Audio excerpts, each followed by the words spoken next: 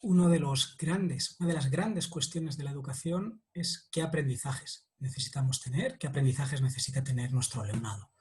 Bueno, pues en este pequeño vídeo voy a dar algunas ideas, algunas sugerencias, algunas provocaciones, por qué no decirlo también así, ¿no? Pues sobre qué aprendizajes necesitamos en el momento actual. Y como es en el momento actual, necesitamos preguntarnos primeramente cómo es este momento, qué es lo que nos está sucediendo. Y sin irnos muy lejos, vamos a intentar sacar algunos aprendizajes de cosas que están sucediendo en los últimos meses, en el último año, como muchísimo. Bueno, hemos vivido en el invierno del hemisferio norte, pero verano del hemisferio sur, unos incendios absolutamente devastadores en Australia, devastadores en su virulencia y devastadores en su extensión. Algo que no tiene precedentes, no solo en el continente, en la isla continente australiano, sino probablemente en el mundo en los últimos miles de años. Esta imagen que veis aquí corresponde a una plaga de langostas que se inició en la península arábiga y después se extendió sobre Asia y sobre África. Plagas de langosta ha habido muchas, pero con la extensión, la fortaleza y la cantidad de insectos como ha habido estas, muy pocas. También un hecho realmente excepcional. Lo que veis ahí son fotografías de las últimas tormentas que ha sufrido el Levante. Durante este año ha habido 5 gotas frías, una de ellas en invierno, algo extremadamente extraño, pero es que es más, esa que se produjo en invierno ha sido especialmente devastadora y las otras 4 no es que se quedasen cortas. Hablamos de tormentas como Dana o tormentas como Gloria, que también hablan de fenómenos bastante intensos en lo que son, pues bueno, pues sus implicaciones y también por ello pues bastante extraños.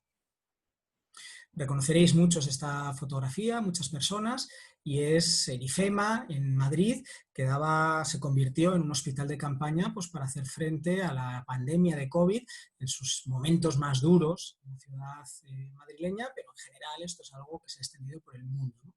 Una pandemia como esta que haya paralizado el mundo, pues también es un hecho absolutamente excepcional.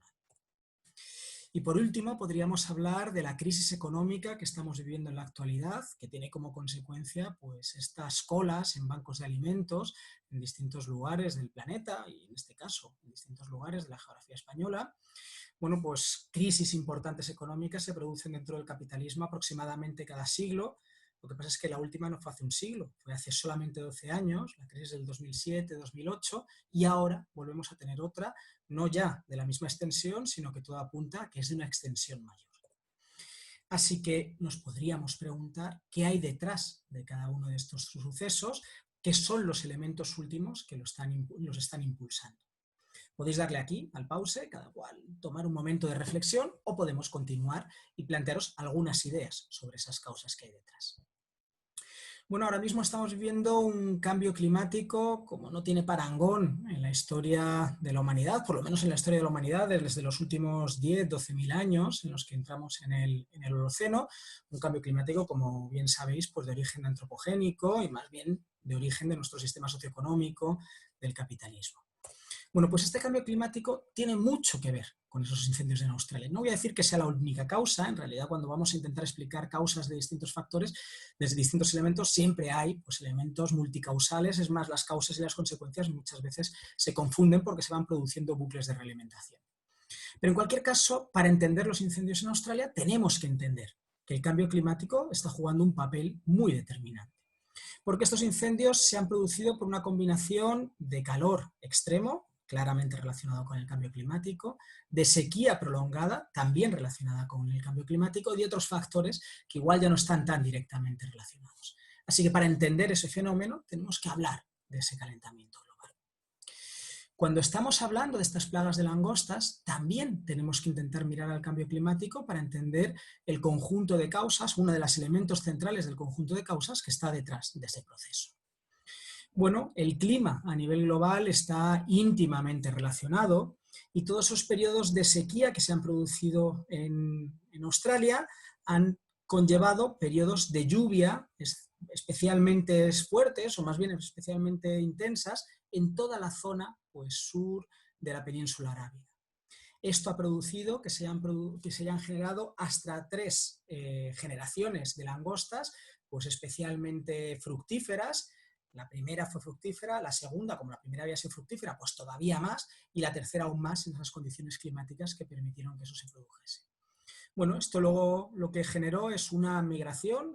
La langosta es un insecto con capacidad de migrar para buscar comida bien hacia el Cuerno de África o bien hacia Irán, Pakistán y demás, produciendo estas plagas absolutamente devastadoras. No podemos entender este proceso sin entender detrás pues, el cambio climático que está produciendo cambios en los patrones pues, térmicos y de precipitaciones en distintos lugares del planeta. Para hablar de las tormentas del Levante, de la tormenta Dan o la tormenta Gloria, también tenemos que recurrir al cambio climático. Porque uno de los elementos que se plantean que van a suceder de forma pues, más habitual y con mayor virulencia en el Mediterráneo son este tipo de tormentas como consecuencia de una mayor temperatura, una mayor evaporación y por lo tanto unas mayores precipitaciones con una mayor acumulación de agua en la atmósfera, pues causando este tipo de impactos. Otra de las cosas que estamos viviendo, más allá del cambio climático, es una pérdida de biodiversidad masiva. Ahora mismo se están extinguiendo especies a la misma velocidad de la última gran extinción de especies que hubo en el planeta, de la quinta gran extinción, que fue la de los dinosaurios. Ahora estaríamos en la sexta gran extinción de vida. Bueno, pues la pandemia de COVID-19 parece que tiene una relación bastante fuerte con este proceso de pérdida de biodiversidad. En realidad tenemos que entender que la pandemia de COVID-19 no es una excepción. En las últimas décadas lo que estamos viviendo son procesos de pandemias cada vez, o por lo menos de saltos de especies animales, de virus que estaban en especies animales a seres humanos, pues mucho mayores que las que habían sucedido en los últimos siglos. Estos saltos se están produciendo en dos ambientes fundamentales. Uno, todo lo que tiene que ver con la ganadería intensiva, ganadería que con condiciones sanitarias para los animales pésimas y además de hiperhacinación y que hacen pues, que estos saltos sean más fáciles y bueno, pues lo estamos viviendo, pues, por ejemplo, con la gripe aviar. Pero también se están produciendo saltos desde especies salvajes, zoonosis, desde especies salvajes hacia especies humanas, ¿no? Y que desde esa perspectiva también hablan de por qué la pérdida de biodiversidad es un factor determinante en esto. Cuando queremos entender por qué están saltando pues, virus que estaban en distintos animales a seres humanos, tenemos que entender pues, tres factores que tienen que ver con esa pérdida de biodiversidad y que maximizan que esto suceda. La primera es que ecosistemas equilibrados son ecosistemas en los cuales se produce un control poblacional que hace que, por ejemplo, pues las especies que puedan estar más debilitadas como consecuencia de virus pues vayan siendo predadas y a partir de ahí pues la probabilidad de que se produzcan estos saltos sean menores. Bueno, ecosistemas desequilibrados desatienden estos controles poblacionales y maximizan este tipo de historias. Ecosistemas equilibrados en los cuales tenemos una diversidad amplia de seres vivos, pues hacen que estos saltos se produzcan entre distintos seres vivos y de alguna manera pues que se diluya pues la posibilidad de que lleguen a los seres humanos estos saltos, ¿no? Pues porque se vayan dando, ya digo, entre distintas especies y bueno, la probabilidad sea menor. En la medida que hay menos especies, pues la probabilidad de que nos llegue a los seres humanos va aumentando. Y por último, esto también tiene que ver con la diversidad genética que existen en una misma especie. Bueno, especies que han ido viendo pues, una reducción en su población también ven una reducción en su diversidad genética y a partir de ahí pues, también una mayor vulnerabilidad a hospedar pues, distintas especies víricas en cantidades grandes que hacen que las zoonosis puedan ser más probables. Así que sí que hay una relación entre lo que se produce de pérdida de biodiversidad y la probabilidad de que se produzcan pues, más zoonosis de especies salvajes, pero también de especies domesticadas a los seres humanos, ¿no? El COVID-19 es un ejemplo, pero estamos viviendo más en los últimos años, ¿no? El Zika, el ébola, el VIH, etc. El último elemento que quiero poner sobre la mesa, que tiene que ver con los límites ambientales, con la crisis ambiental que estamos viviendo y que tiene que ver con estos sucesos que estamos viviendo en los últimos años, es que ahora mismo, cuando digo ahora mismo, digo en estos momentos, en términos históricos, estamos viviendo el pico máximo de disponibilidad energética por los seres humanos, porque estamos alcanzando la máxima disponibilidad de los combustibles fósiles, que son las principales fuentes energéticas humanas, pero también de lo que serían los recursos que se utilizan para la energía nuclear, como podrían ser el uranio. Y esto tiene que ver con el proceso de crisis económica que estamos viviendo. No es el único factor, pero también es un factor que cumple aquí un papel determinante. Porque ¿qué nos está sucediendo como consecuencia pues de que tengamos una disponibilidad energética cada vez mayor. Bueno, la energía es algo absolutamente determinante en el funcionamiento de nuestras economías. Hay una correlación directa entre el aumento del Producto Interior Bruto y el aumento del consumo energético. No hay crecimiento económico si no hay crecimiento en el consumo de energía, y sabemos que si no hay crecimiento económico, pues entramos en situaciones de regresión.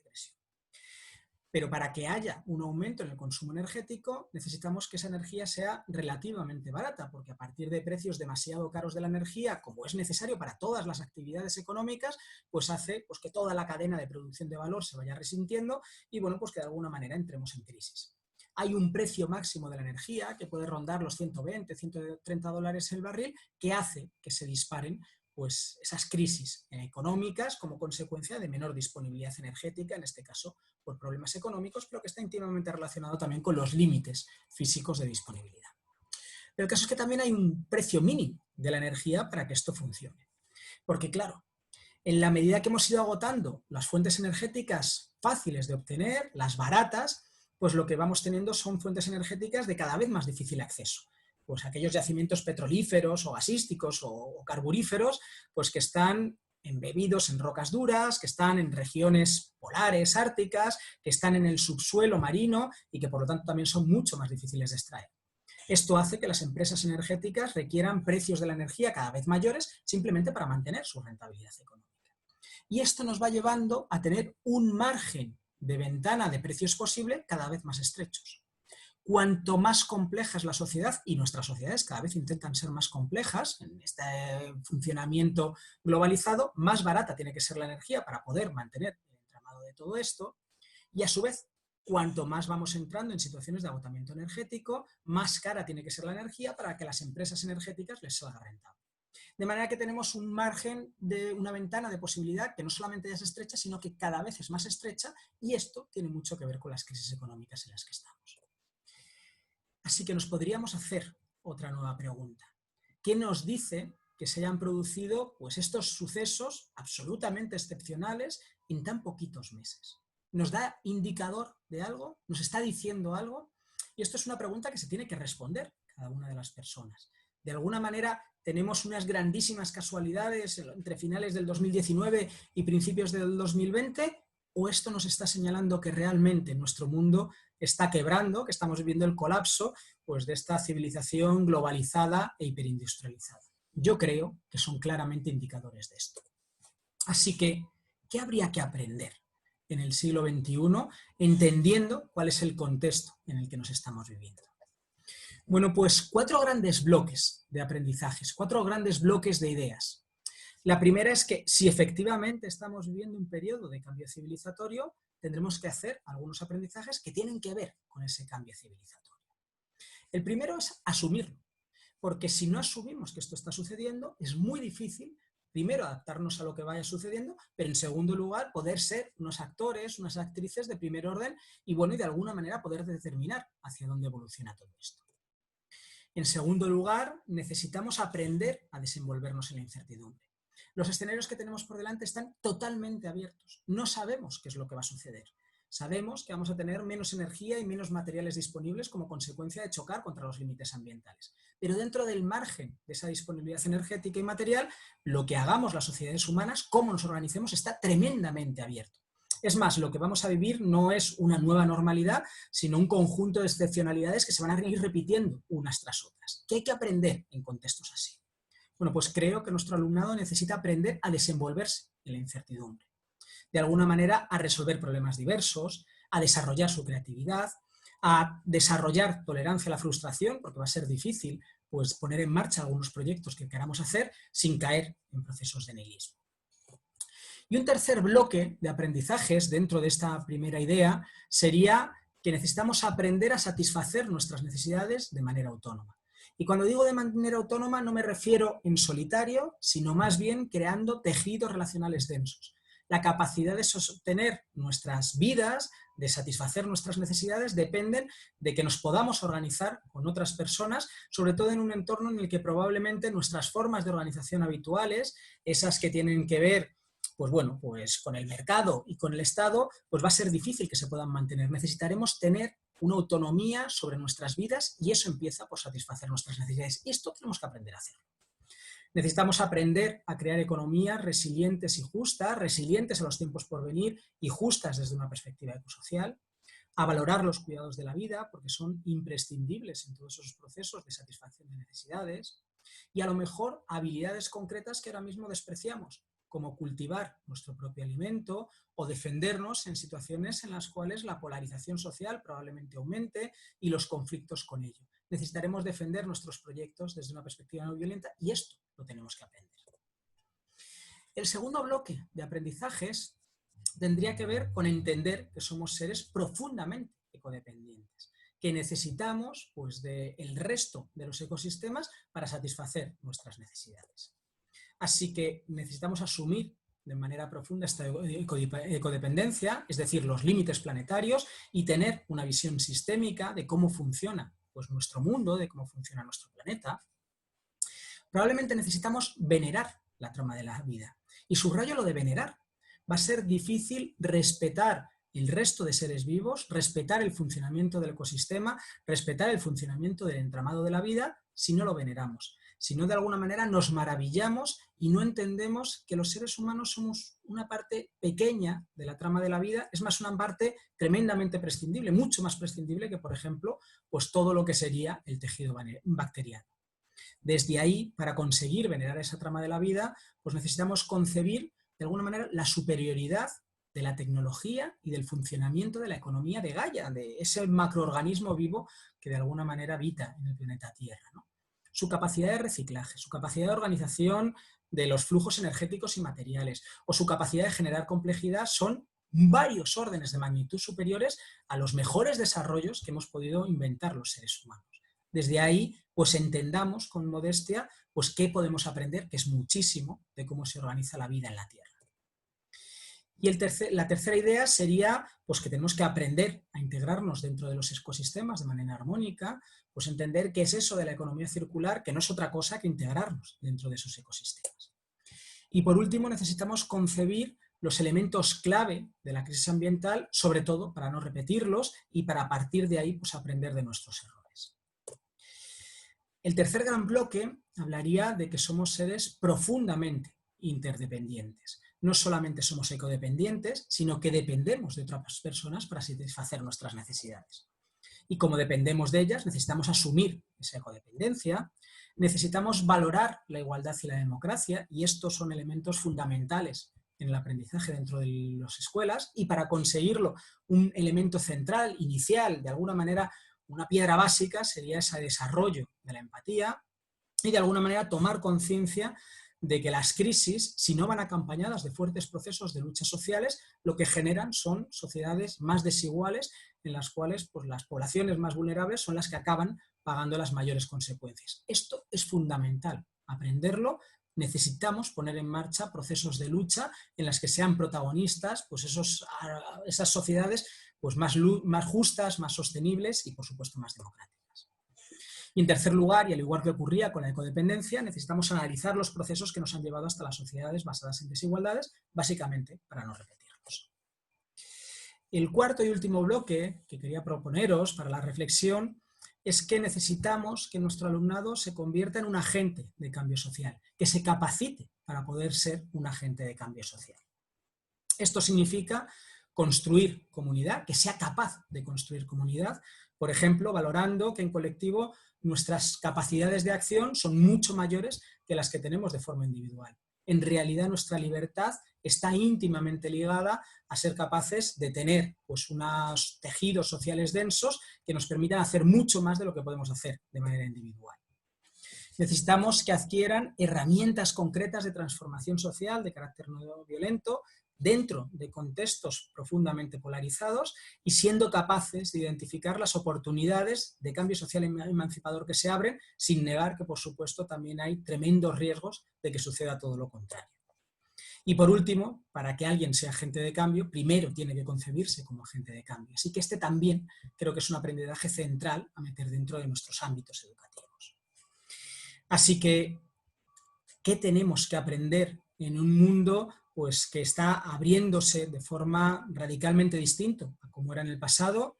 os dejo algunas sugerencias, no es lo único que habría que aprender, ni mucho menos, pero sí creo que son elementos centrales de ese aprendizaje a los cuales pues, ante los cuales necesitamos tener un debate social, público, pues que de alguna manera nos lleve a unas reformas educativas, tanto desde lo micro hasta lo macro, que pongan en el centro la crisis civilizatoria que estamos viviendo y los aprendizajes que por ello habría que llevar a cabo. Muchas gracias y espero que os haya servido de interés.